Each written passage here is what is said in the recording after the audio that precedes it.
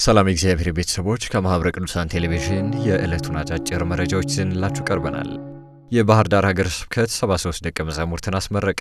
በኢትዮጵያ ኦርቶዶክስ ተዋሕዶ ቤተክርስቲያን የባህር ዳር ሀገረ ስብከት በ6 የተለያዩ ጉባኤ ቤቶች ሲማሩ የነበሩ 55 የትርጓሜ መጻሕፍት ደቀ መዛሙርትን እንዲሁም በባህር ዳር ሀገረ ስብከት ኮካ ሃይማኖት ካህናት ማሰልጠኛ ተቋም ሲሰለጥኑ የነበሩ 18 ካህናትን አስመርቀዋል።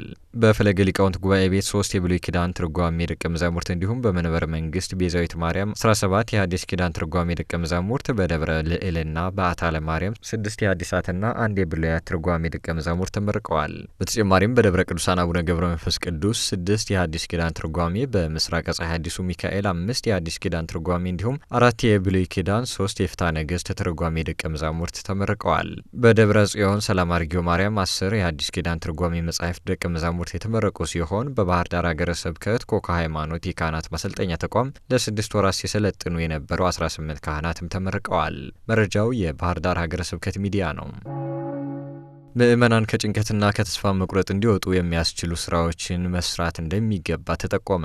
ይህ የተጠቆመው ለደብረ ብርሃን ቅድስት ሥላሴ ቤተ ክርስቲያን አገልጋይ ካህናት ለ3 ተከታታይ ቀናት የሚቆይ ስልጠና መሰጠቱን ተከትሎ ነው። በስልጠናው ዘመኑን ተከትሎ የሚመጣውን የምእመናን ተስፋ መቁረጥ፣ የኑሮ ውድነትና ልዩ ልዩ ችግሮች በመቋቋም በሃይማኖታቸውና በኑሯቸው መጠንከር እንዲችሉ ካህናት ያላቸው ድርሻ ከፍተኛ መሆኑ ተገልጿል። ምእመናን ከጭንቀትና ከተስፋ መቁረጥ ወጥተው በእግዚአብሔር ላይ ተስፋ እንዲያደርጉ ለማድረግ የስብከተ ወንጌል አገልግሎትን በማስፋፋት የቤተ ክርስቲያንን ጥቅምና እድገት ማስጠበቅ የሚያስችሉ ስራዎችን መስራት እንደሚገባም በስልጠናው ተመላክቷል። መረጃው የአቡ ቀለምሲስ ሚዲያ ነው። የፈለገ ሊቃውንት ጉባኤ ቤት ዘመኑን የዋጁ አገልጋዮችን ለማብቃት የተለያዩ ስልጠናዎችን እየሰጠ እንደሚገኝ ተገለጸ። በባህር ዳር ሀገረ ስብከት የፈለገ ገነት ቅዱስ ጊዮርጊስ ካቴድራል ፈለገ ሊቃውንት ጉባኤ ቤት ለሐዲስ ኪዳን፣ ለብሉይ ኪዳን እንዲሁም ለመጽሐፈ ሊቃውንት ተማሪዎች የስብከት ዘዴና መንፈሳዊ አገልግሎት ስልጠና ላለፉት 4 ቀናት ሲሰጥ መቆየቱ ይታወሳል።